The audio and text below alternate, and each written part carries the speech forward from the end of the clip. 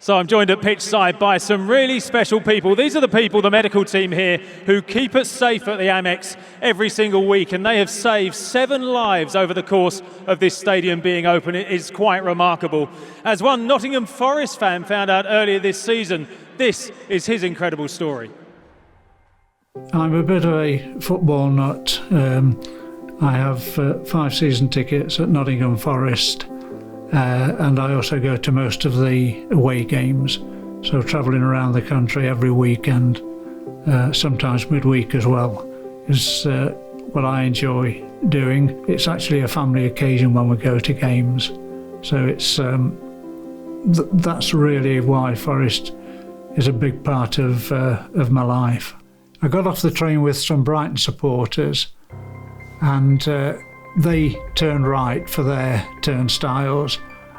I got to go further round the ground, and I became aware that all was not well. I looked round to see if there was anywhere I could either sit down or lean against. There wasn't anything that I could find. So I then recall taking 2 steps forward, and that's the last I remember until Rob Galloway was talking to me. What usually happens on a match day is we have our meetings with all the medical teams, plan who's going to work where, and then we're having a normal day really.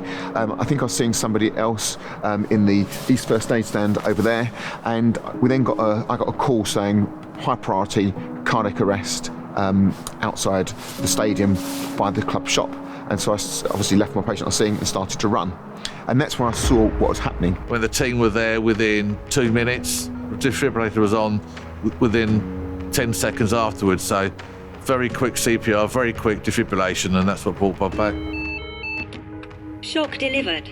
We got return of spontaneous circulation after one shock, and we could tell it was going to be really successful because he started to wake up really, really quickly. That first 3 minutes was vital, and it was a perfect illustration of that chain of survival. Early recognition, early call, early commencement CPR, and an AED attached. Now we've had 7 at the Amex, 7 cardiac arrests since the Amex has been open the last 12 years, and we've had a success rate of 100%, so 7 out of 7. If you look at the statistics of that, the chance of one patient surviving a cardiac arrest is 1 in 20. So for 2, it's 1 in 20 times 1 in 20, it's 1 in 400. If you take it up to 7, the chance of this being due to luck is 1 in 1.28 billion.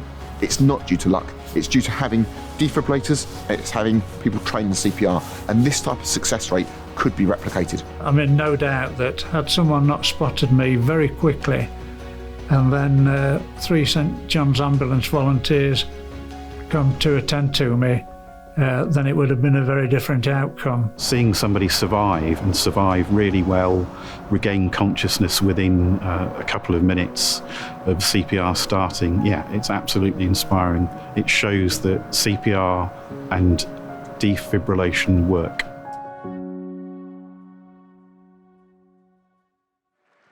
Well, the story doesn't stop there, because Bob is donating 3 trauma kits to St John's Ambulance, a defib to a local women's team down here, and also there's a defib kit going to a women's team up in Nottingham. Trevor from St John's Ambulance, what does it mean to you to get these trauma kits from Bob? Very generous. So these trauma kits are very similar to like defibrillator, except that these stop severe bleeding. So to save lives, using these with the tourniquets can basically stop someone bleeding to death. And now next to you we've got Miles, who was involved in this life-saving rescue. How old are you, Miles? I'm 15 years old and I've been with St John for 8 years. So what was it like to be involved in something so dramatic? It was an emotional experience, but nothing we haven't planned for. And Dr. Rob Galloway is here. Now, it's fair to say you're an expert in this field. You save people's lives all the time, but I think it just shows this is a real team effort, and that's what makes the difference here.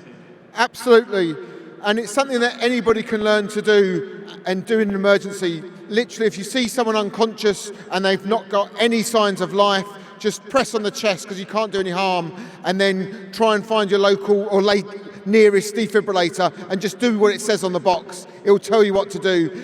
And the St John team are absolutely brilliant, and that's why we've had 7 out of 7 patients who survived with a completely normal quality of life.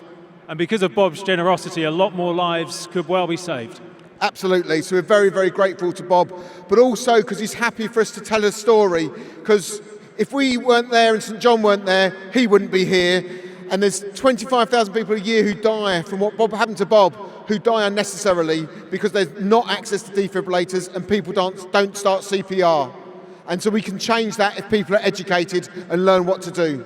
Okay, I'm going to step out of the way just for a minute so you can have a proper look at these people who do so much to keep us safe at the Amex. Give them a huge round of applause.